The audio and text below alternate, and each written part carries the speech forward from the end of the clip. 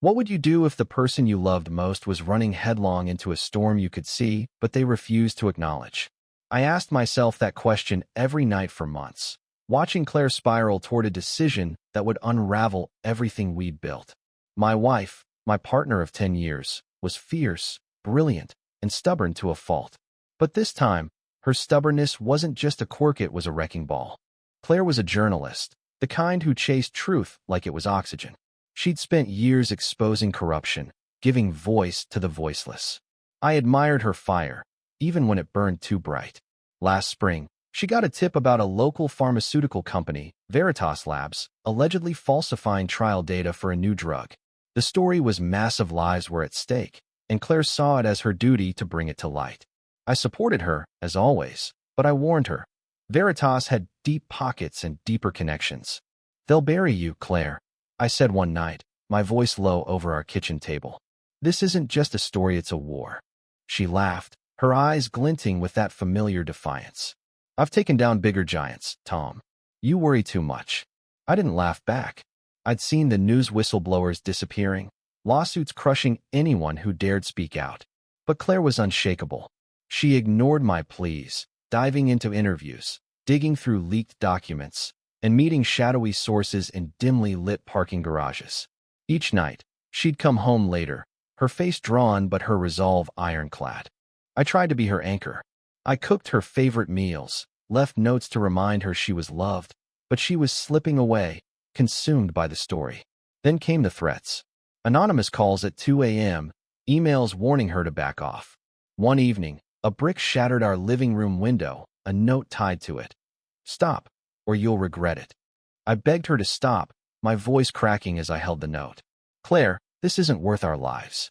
She kissed my forehead, promising she'd be careful, but her eyes told me she wouldn't stop. Not now, not ever. The story broke in June. Claire's exposé hit the front page, detailing Veritas's falsified data and the drug's deadly side effects.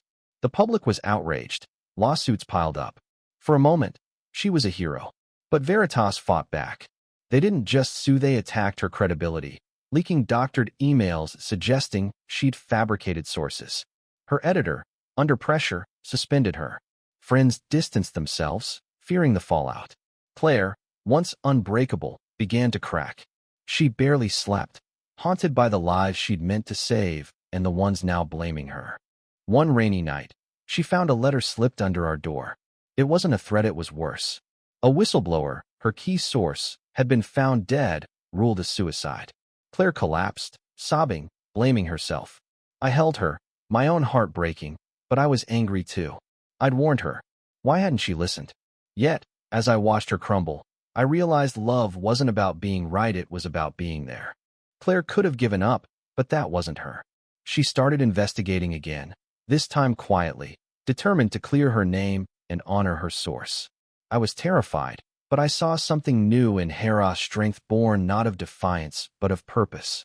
She reached out to a lawyer, a former ally of Veritas who'd turned whistleblower himself.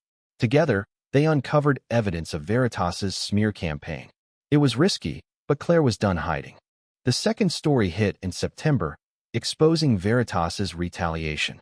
This time, the truth stuck. The company's CEO resigned, and federal investigations began. Claire's suspension was lifted, her name cleared. But the victory was bittersweet. She carried the weight of her source's death, the threats, the months of doubt. One night, as we sat on our porch, she took my hand. "You were right to warn me, Tom," she said, her voice soft. "But I had to do it. For them. For me." I nodded, squeezing her hand. I'd been so focused on protecting her that I'd missed what she was fighting for, not just truth, but redemption, for herself and those who trusted her. Claire's mistake wasn't chasing the story. It was thinking she could do it alone. And I'd learned my own lesson. Love means standing by someone, even when they run into the storm. Claire still writes, but she's different now, wiser, less reckless. We rebuilt, together, stronger for it. Her story didn't just expose a company. It showed me what courage really looks like. Sometimes, the greatest consequences aren't the ones you face from the world theory, the ones that reshape your soul.